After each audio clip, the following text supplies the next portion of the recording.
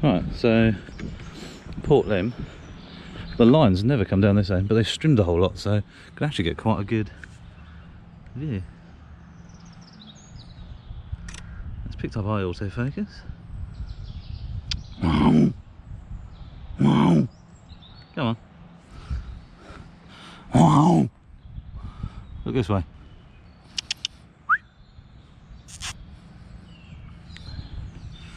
So if I can get a good shot through there, I might be able to through that way. And so they never come, bloody males right next to the thing, sadly.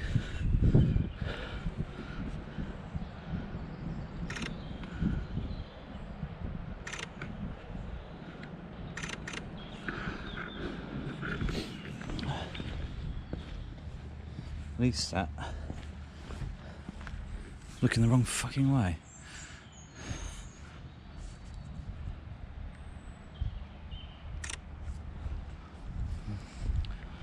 Quite a good shot in there. Straight on eye autofocus, don't piss about.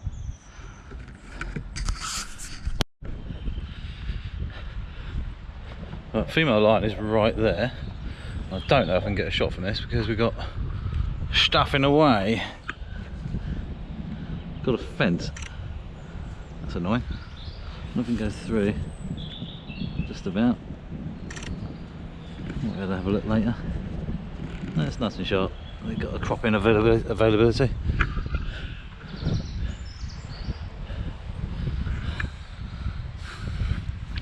Through two lots of fences, not really ideal, but we get it.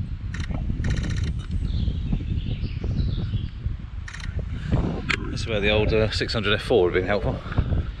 Got this big boy here, but he's too close to the fence, aren't you? You're too close to the fence, so I can get the fence, that's great. Yippee!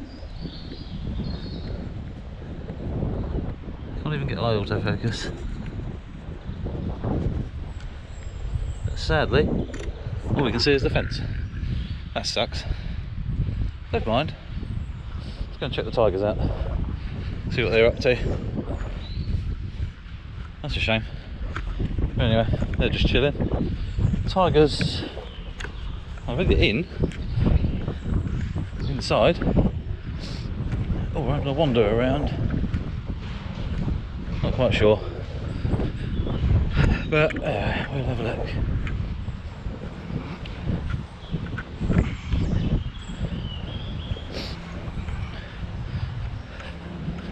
So having the GoPro,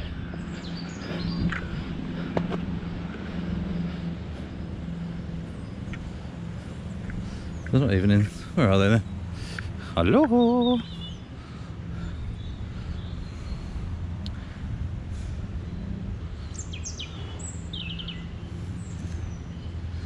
Got a chirpy robin there.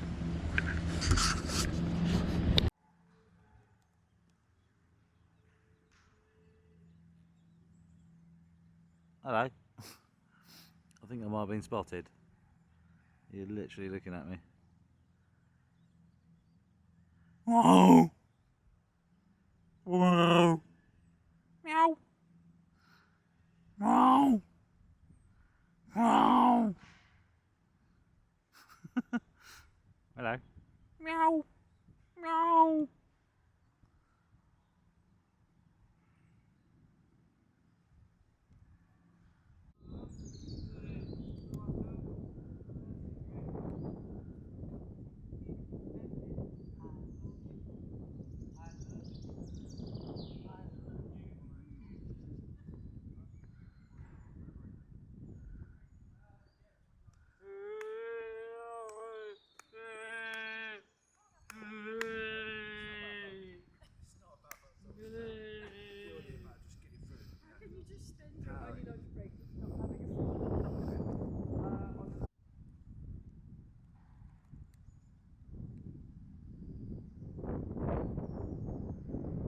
Just chilling.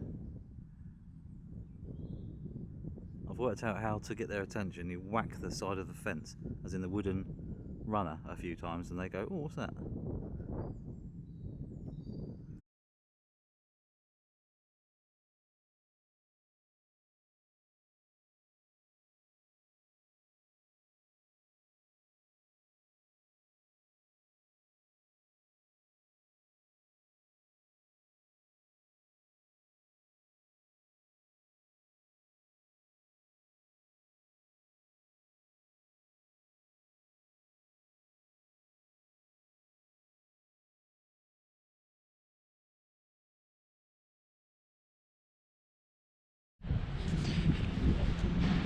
So another breezy day in the UK. Lions are actually got a couple of good shots actually, with the 400mm.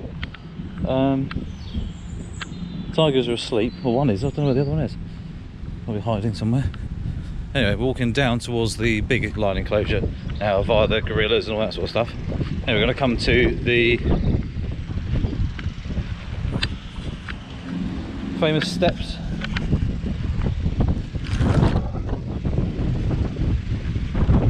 Down to the hotel. And yes, it's windy up here. Bloody hell. I've definitely doing lots of voiceovers recently because of the bloody sack of the wind. Oh, well, I'm not going to bore you with the steps, but that's the view anyway. It looks pretty cool.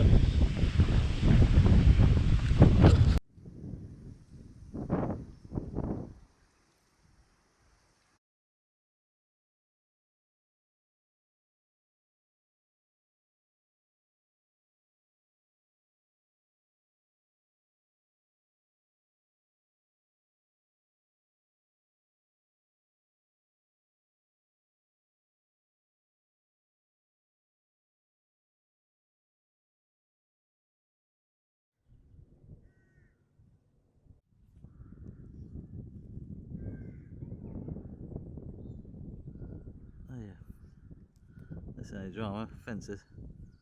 There we go. Meow. Oh, meow. Proper meow. Meow.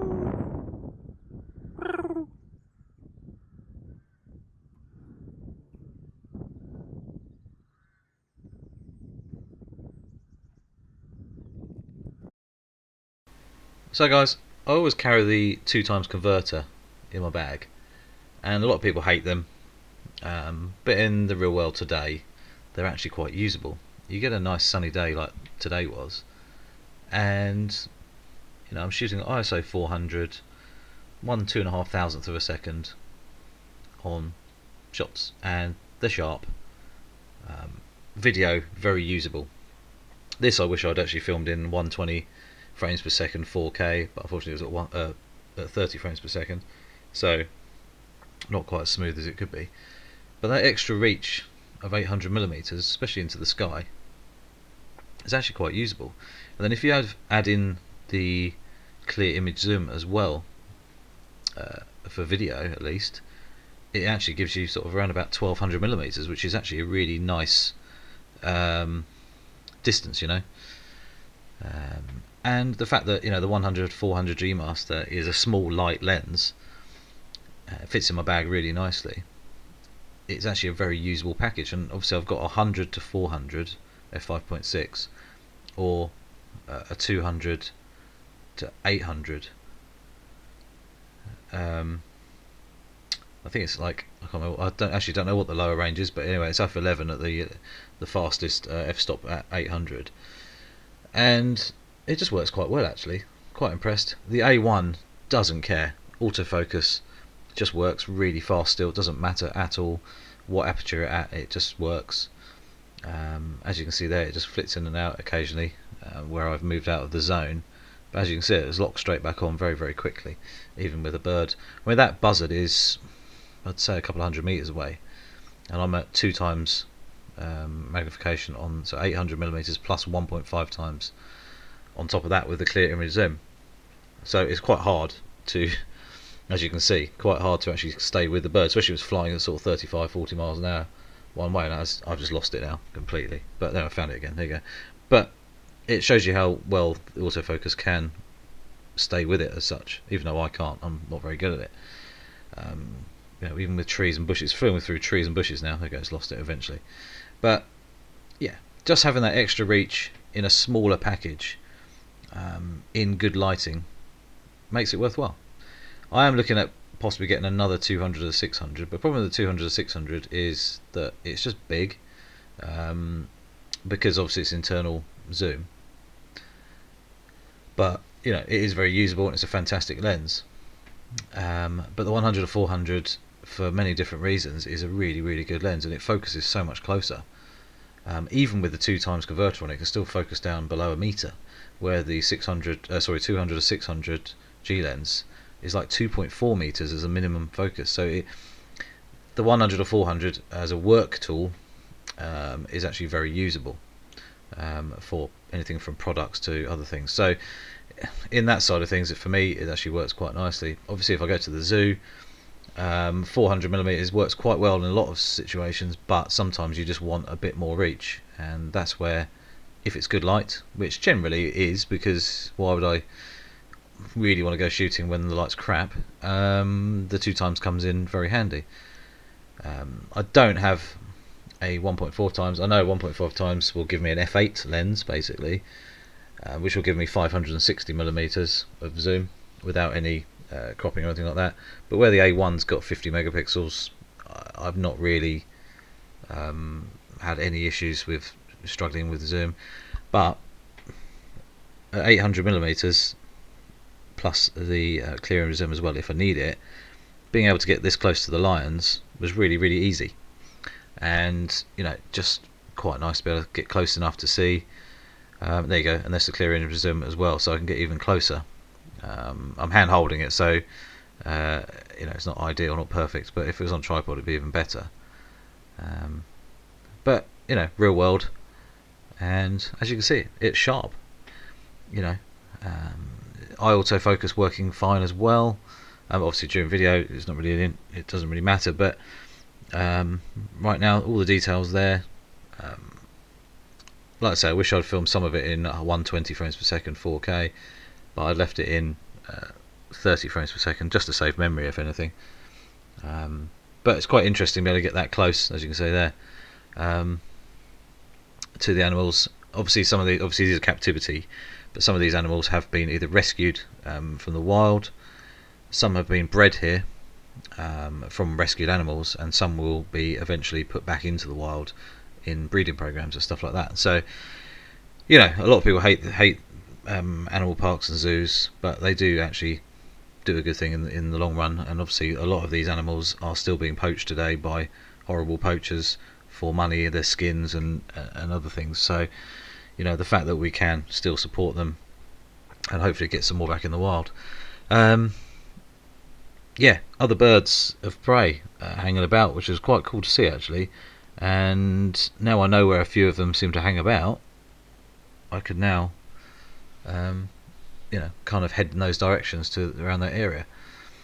This is a midgie, they call it. It's a tiny little like mosquito thing. It's tiny. There's loads of them in the background in bokeh, but the A1 just locked on even with the 2x converter on, so that's actually a F11. Here's two of the young lions running. That's actually right on the edge of the frame as well, and and this shot here as well as is right on the edge of the frame, so it's pretty good, even at 800mm. So I'm impressed with how well it does work. And obviously you need good light, good conditions. If they're too far away, you're going to get obviously air distortion and atmospheric distortion, but that's taken at 800mm f11, and is it bad? I don't think so. Obviously if you stuck it next to a 600mm f4, it would be slightly different, but it's the only shot I've got, so I can't compare it to anything else. And to me it looks relatively sharp. So obviously these are reduced down quality wise as well in video, so they may not be as sharp as they are compared to the stills, compared to video kind of thing. The only downside with obviously having f11 is you've got a lot more in focus, so the tree back to the lion is pretty much all in focus, but obviously just you've got that much more depth. But sometimes that actually helps you.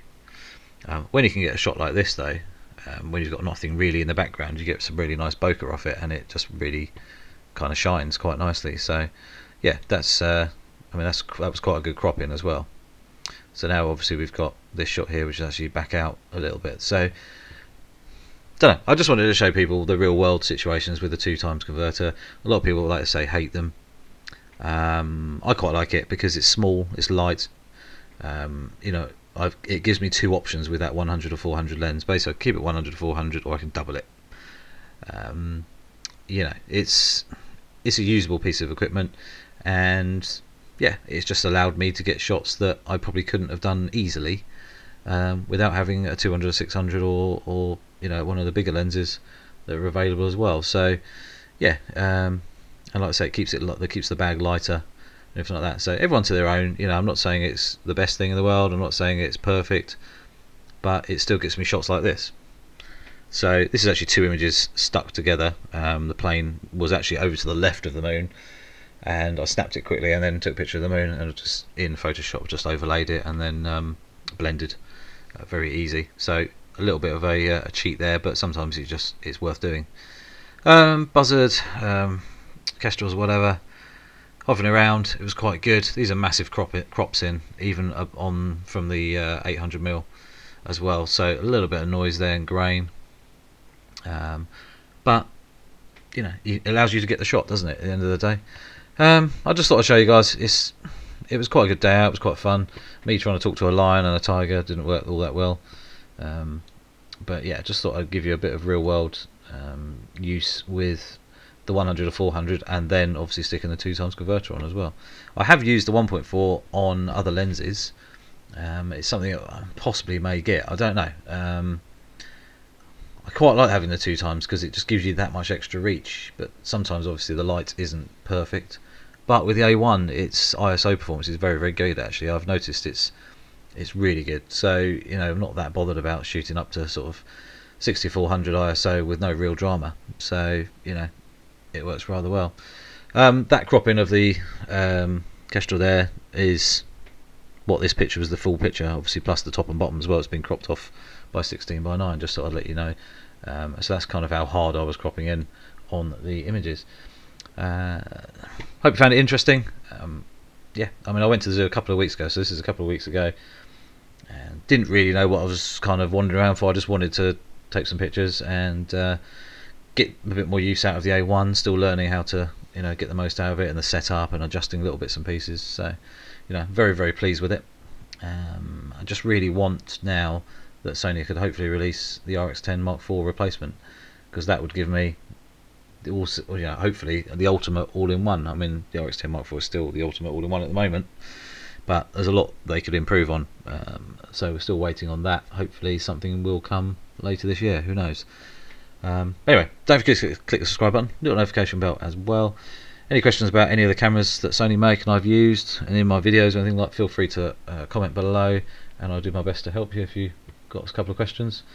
I'll see you soon for more videos. I've got a few things coming very soon. Hopefully the weather this end starts behaving itself, because it's been raining, being high winds and stuff like that, so it's not been very easy to get out and to get, well, it's not really worth going out, should I say. So a couple of inside stuff I can be showing very soon, so keep an eye out for those, and have a good one. I'll see you soon.